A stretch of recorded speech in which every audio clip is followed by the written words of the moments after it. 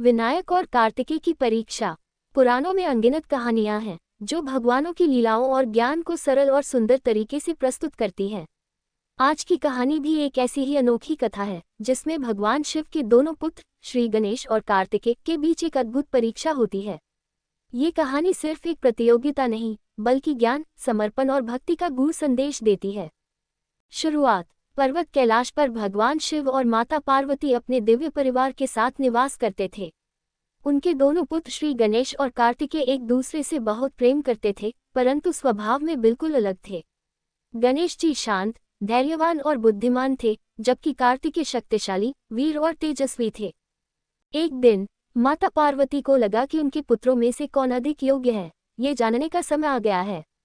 उन्होंने शिवजी के समक्ष अपनी यह जिज्ञासा प्रकट की। शिवजी मुस्कुराए और बोले, ये तय करना कठिन है, लेकिन एक परीक्षा के माध्यम से इसे समझा जा सकता है। परीक्षा की घोषणा। शिवजी ने दोनों पुत्रों को बुलाया और कहा, तुम दोनों में से जो भी सबसे पहले पूरे संसार की परिक्रमा कराएगा, उसे हम सबसे योग्य और श्रेष्ठ मानेंगे।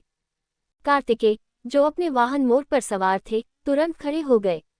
उन्होंने सोचा कि ये प्रतियोगिता उनकी शक्ति और गति के कारण बहुत ही सरल होगी। दूसरी ओर गणेश जी थोड़ा चिंतित दिखे। उनका वाहन चूहा था, जो धीमी गति से चलता था, परंतु उनकी आंखों में गहरी सोच और विश्वास झलक रहा था। कार्तिकेय का तेज निर्णय। कार्तिकेय ने बिना समय गंवाए अपने मोर पर सवार होकर संसार की परिक्रमा के लिए उड़ान भर दी। उनके मन में था कि उनकी गति और साहस उन्हें विजयी बनाएंगे। वे पर्वत, नदियां, समुद्र और जंगल पार करते हुए तेजी से आगे बढ़ रहे थे। जहां जहां वे जाते, लोग उनकी प्रशंसा करते। उन्होंने एक के बाद एक सारे स्थानों को पार कर लिया। गणेश जी की बुद्धिमत्ता। गणेश जी ने अपने चूहे पर बैठकर यात्रा शुरू करने की बजाय माता पिता की ओर देखा। उनकी आंखों में एक चमक थी। अचानक वे मुस्कुराए और अपने स्थान से उठे। वे भगवान शिव और माता पार्वती के पास गए और उनके चरणों में प्रणाम करते हुए 3 बार उनकी परिक्रमा की। शिवजी और पार्वती आश्चर्यचकित हो गए।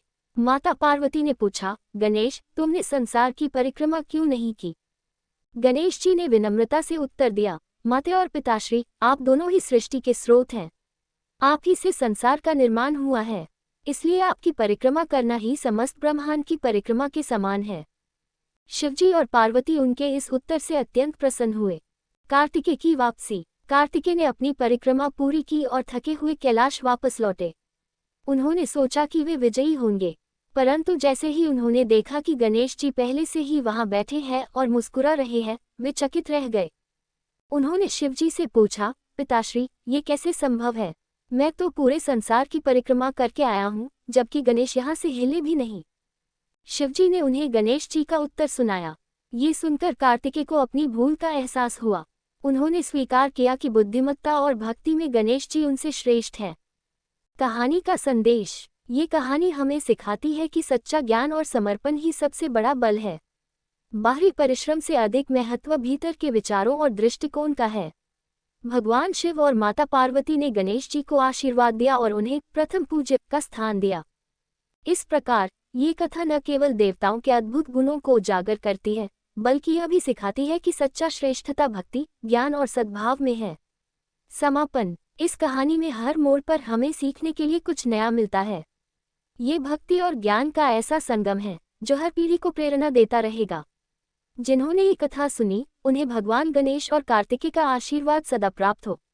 जय गणेश, जय कार्तिकेय।